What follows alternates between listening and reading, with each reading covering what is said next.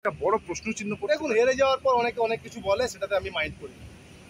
ঠিক আছে, जो जीता वही सिकंदर। আজকে আমি হেরে গেলে আমি এখানে থাকতাম না, দাঁড়াতাম না, আপনি আমাকে প্রশ্ন করতেন না। আমি জিতে বেরিয়ে এসেছি, আপনাকে এখন দাঁড়িয়ে আছি, আমি এখন এমএলএ হিসেবে আপনারা আমাকে প্রশ্ন করছেন। So like cricket game, like any sports game, जो जीता वही सिकंदर।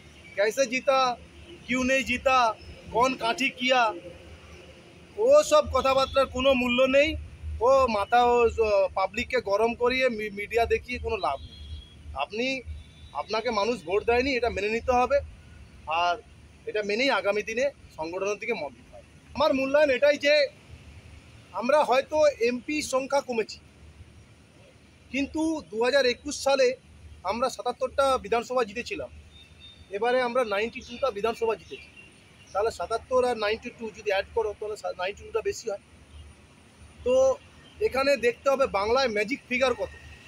147, 147-এর মধ্যে 92 জেতা, তার মধ্যে কংগ্রেস আছে 11টা, সিপিএম আছে 1টা, 12টা বাদ দিয়ে দিন।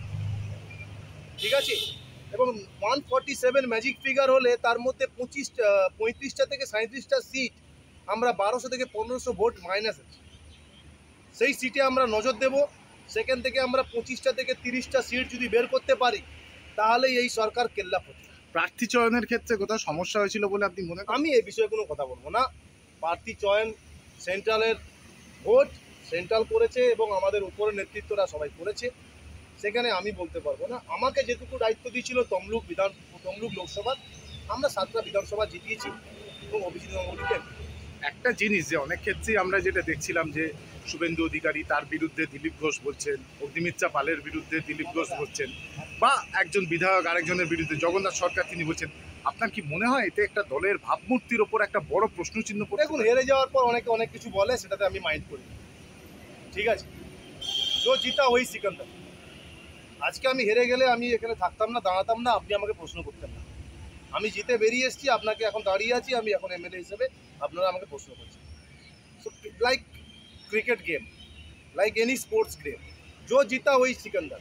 कैसे जीता, क्यों नहीं जीता, कौन काठी किया, ও সব কথাবার্তার কোনো মূল্য নেই। ও মাথা পাবলিককে গরম করিয়ে মিডিয়া দেখিয়ে কোনো লাভ নেই।